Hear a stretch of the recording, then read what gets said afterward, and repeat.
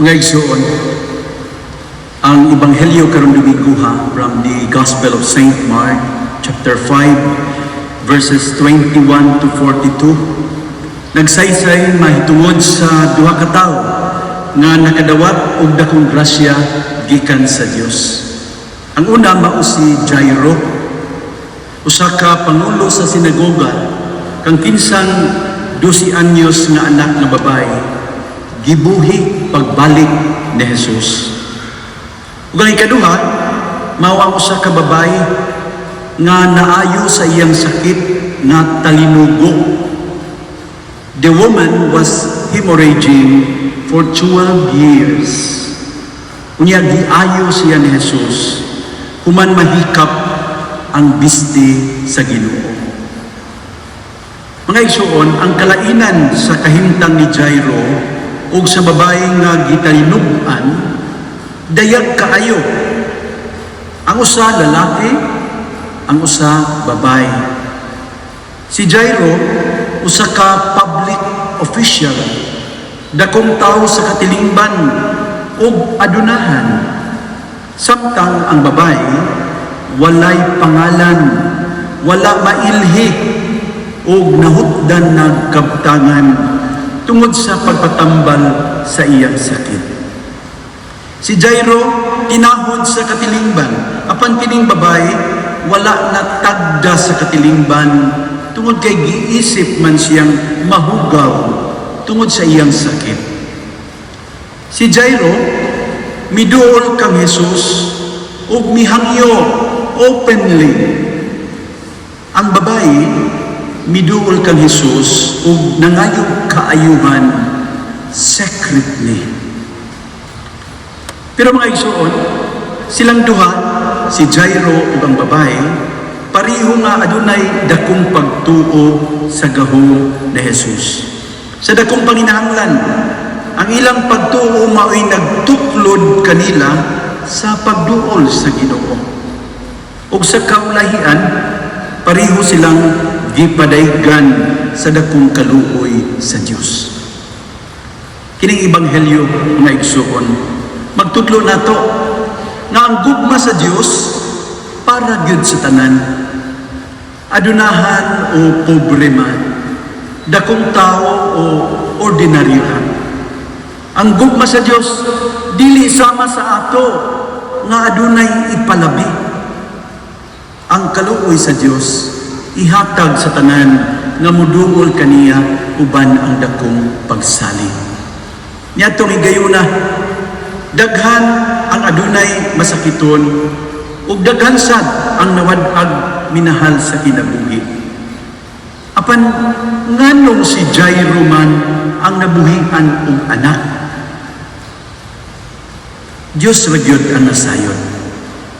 Pero adunay gipakita si Jairo nga posible mao'y nakatandog sa kasing-kasing sa Dios. Kining dato ug dako nga tao miduol kang Jesus, mihapa sa iyang tiilan ug nangalyupo. Atubangan ni Jesus, mga igsoon, si Jairo nagpaubo sa iyang kaugalingon ug nagpadayag sa iyang pagtuo sa Ginoo. Ug sa dihang ang mga sinugo miingon kaniya, patay na ang imong anak, ayaw na sa muka ang Ginoo. Si Jairo dito mituo sa gipamulong ni Jesus. Ayaw kahadlo, salig lang. Ug tungod sa iyang dakong pagtuo, atong nasayran, nabuhi ang iyang anak. Daghan kayo ang mga tao nga nagsunod-sunod kang Jesus diya sa dalan. Atong ma-imagine, mga igsuon, nga daghan ang nakahikap niya, daghan ang misabod niya, daghan ang nakahawid sa iyang biste. Apan tanawa, ning daghang mga tao nga nagpunsisok kang Jesus, walay nahitabo kanila, walay kausaban sa ilang kinabuhi.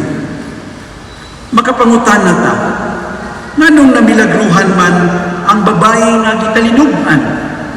Sa kadaghan sa mga tao nga nakahikap ni Jesus, nganong siya man ang nakadawat og kaayuhan gikan sa Dios. Ngano? Dios ra gyud ang nasayon. Pero mga igsoon, kini maong babae, miduol usab kang Jesus uban ang dakong pagtuo. Matud pa niya sa iyang kinahiladman, kung mahikap ko lang, bisa ng iyang bisni, mamaayo gayon ako. Kini ang diha sa iyang kasing-kasing. Puno siya sa pagtuo. Wala siya pagduha-duha. If only I touch his clothes, I will be cured. Ug tuod man, na iya ang kaayuhan. Nainumdum ko sa istorya sa usa ka bana. Pagkagabi nakamata, gisulaan sa iyang tiyan. Yang gipukaw yung asawa, day, palihog. Kuhay kong tambal kay sakit kaya kong tiyan. Ang asawa, katulkol kayo, di gusto mo bangon pero nalukoy man siya siyang bana. So mibangon siya, niyato sa aparador ng ikagtambal. Kadugayan niyang huling-huling, wa maging sinakit. Anahutdan man. Nakabantay siya sa batuni sa iyang blouse. Yang gitang-tang. Nagdala siya sa kabasong tubig. Kunya mo yang gihatag sa iyang bana. Agbana, ni yarok mo ditso. Nakatu. Pagkasayong buntag, mingon siya, day, kung sa man itong imong tambal gihatag gabi, epektibo man kayo. Ang asawa mingon, simbi na itong tambala dong, batunisin. Mga igsoon, kung ang pagtuo nga way klaro, makaayo. Kung sa nakaha, kung ang imong pagtuo, sibo o sakto. Kini nahitabo kang Jairo, o sa maong babae, magtudlo nato, nga diha sa atong pagsunod kang Jesus, diha sa atong pagsimba, diha sa atong pagduol kaniya sa pag-ampo, atong daluhon kanunay. Kining dakong pagtuo o pagsalig sa makaluwas nga gahom sa Dios. Kining maong pagtuo o pagsalig, mas labi na itong gikinahanglan karon ning panahon nga adunay pandemya. Kano sa kita gihadla sa makalilisang nga sakit ug kamatayon. Kinsa man nato din ang nahadlok sa virus. Wa man gimi pataasa kamo, mga isog mo. Kinsa man nato dinhi ang nahadlok sa sakit ug kamatayon. Mga igsoon, adunay maayong balita nga atong nadungog karon sa unang pagbasa. Nagaingon, ang Dios wala magmugna sa kamatayon ug kun ang buhi nga mga binuhat mamatay, dili siya malipay. From the book of Wisdom, chapter 1, verses 13 to 15. How consoling, how comforting it is to hear that God grieves with us. Sa panahon nga kita masakit, ang Diyos nag-antos uban kanato. Sa panahon nga kita mawad-an o binahal sa kinabuhi, ang Diyos masakitan, magmasulubon uban kanato. Gawas niya na mga igsuon, ang unang pagbasa nag-ingon, sa pagbuhat sa Diyos kanato, dili niya tuyo na kita mamatay. Gibuhat kita niya sama sa iyang kaugalingon. Ang kasina sa yawa, mao'y nagdala sa kamatayon nganhi sa kalibutan. Ug sila nga iya sa yawa, mao ang mga matay. Wisdom chapter 2 verses 23 to 24. So mga igsoon, death is not the will of God for us. Death was not part of His plan for us. It was the evil one who brought death into the world. Ang yawa, mooy hinungdan sa kamatayon. And please take note of the last line. Kadto lamang nakig-uban sa yawa, meaning kadtong mga tao nga yawan noon o kinaiya o binuhatan, sila lamang ang mamatay.